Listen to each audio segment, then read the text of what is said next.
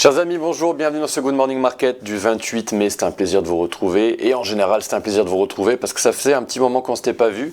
Hier c'était la reprise du Good Morning Market et dimanche on a eu des informations positives venant de l'Union Européenne et des États-Unis qui continuent les négociations. Donc on avait des nouvelles positives et Wall Street était fermé lundi. On a donc eu un gap haussier hier dans les indices américains. Le S&P 500 a progressé hier de 2% et le Nasdaq de 2,4%. Nos plans de trading, nos setups dans le S&P 500 sont parfaitement en marche, aussi bien en hebdomadaire qu'en période H4, avec des cibles fixées à 6090 points et 6781 points. Si vous voulez connaître les niveaux d'invalidation, regardez la vidéo d'hier. Le VIX, lui, tombe comme une pierre depuis des semaines. Ce soir, on a Nvidia qui annonce les résultats avec un BPA attendu à 89 centimes. Souvenez-vous bien de ce nombre, 0,89 $. Demain, on analysera, chers amis, Bitcoin. J'ai quelques éléments à vous montrer sur Twitter. D'abord, un grand merci, vraiment un grand merci pour tous vos messages si sympathiques hier dans la section commentaires sur YouTube. Vraiment, merci infiniment. Autre chose à vous montrer, oui, c'est juste ce petit gif que je me suis amusé à faire.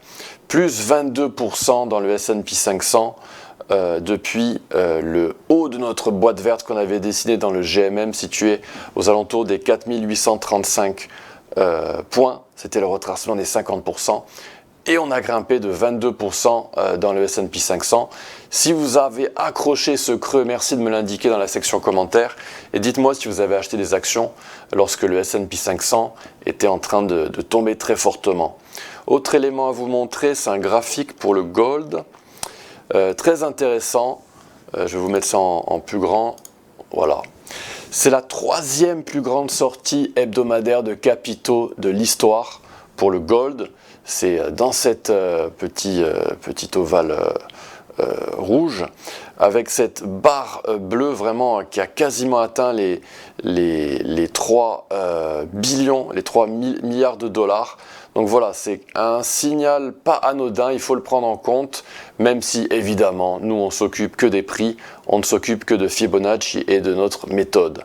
Alors votre méthode sera peut-être différente de la mienne, mais Fibonacci par exemple dans la mienne a une place très importante. Donc voilà, c'est quelque chose à prendre en compte éventuellement pour votre analyse. On bascule dans Xstation, chers amis. Alors, je me mets en plein écran.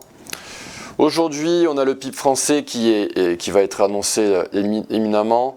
On a des déclarations de banquiers centraux et c'est à peu près tout pour les traders de pétrole parmi vous. À 22h40, on aura les stocks de pétrole brut venant de l'API. Aujourd'hui, on va s'amuser avec le gold, chers amis, évidemment, notre gold adoré. Alors, en mensuel, le gold va peut-être nous faire une petite correction, une petite vague 4 avant de compléter une structure impulsive qui correspondrait à une vague 5 étendue. Une vague 5 étendue, c'est vraiment une envolée spectaculaire pour terminer une structure haussière, une structure impulsive qui se forme en 1, 2, 3, 4 et une explosion à la hausse avec une vague 5 vraiment disproportionnée par rapport aux premières vagues impulsives. Donc peut-être une petite vague 4 avant de terminer cette structure impulsive débutée en 2015. En hebdomadaire, avec Fibonacci ici. Alors en hebdomadaire, franchement, je n'ai pas l'habitude de me lancer des fleurs, mais alors là, on a fait la totale. La plupart de ces boîtes vertes, je vous les avais dessinées bien en amont et elles ont toutes parfaitement réagi. Donc voilà des opportunités d'investissement pour accumuler le gold qui ont parfaitement joué leur rôle. Et généralement, on a atteint le haut de ces boîtes vertes. Donc félicitations à ceux qui ont pu accumuler et investir dans le gold. La prochaine opportunité, si jamais on devait corriger fortement dans le gold, ce serait ici, cette boîte verte. Alors vous ne le voyez peut-être pas à l'écran, mais je vais vous le dire oralement. On a une boîte verte qui est comprise entre 2956 et 2619 pour une opportunité éventuelle dans le gold en hebdomadaire qui pourrait survenir d'ici 2026 normalement. On suivra ça dans le Good Morning Market évidemment. Alors là on va zoomer un petit peu plus, là on est en daily et la dernière opportunité que je vous ai proposée c'était celle-ci pour le gold et vous voyez que Même en daily, voilà, ces boîtes vertes ont parfaitement joué leur rôle. Donc ici, en daily, nous avons un support qui est compris entre 3229 et 3061. Pour l'instant, on a uniquement atteint le retracement de 50%, après évidemment avoir touché le 38, 50%, mais pas la golden zone. Et je m'attendais à une correction un petit peu plus franche, on a un petit peu tergiversé dans le gold, et on a ce canal qui sert parfaitement de rôle, avec cette résistance supérieure qui sert de résistance donc. Et on pourrait redescendre en 3 vagues dans le gold dans les semaines à venir pour atteindre éventuellement 3061 $ avant de rebasculer à la hausse. Et cette fois-ci cibler les 3667 définitivement. Attention, si jamais on devait casser cette golden zone située à 3050 $, eh bien on pourrait être dans une grosse correction et nous orienter vers notre boîte verte en hebdomadaire. Pour l'instant tout va bien, pour l'instant on est en train de réagir. On va voir si on arrive à casser cette résistance géométrique et de Fibonacci, parce qu'il y en a une en Fibonacci, regardez ça en H4. Alors les algos adorent shorter ou acheter après avoir effectué un mouvement en 3 vagues. Donc ici vous voyez qu'on a un mouvement en 3 vagues et ils adorent donc utiliser des niveaux de support ou de résistance. Et ici, regardez ça la précision, on est à une résistance clé aux alentours des 3360. Et on a réagi à la baisse dans le gold, en H4. On est rejeté un petit peu à la baisse, c'est pas une surprise du tout, c'est normal, c'est totalement naturel. Donc ne soyez pas surpris si on retrace un petit peu.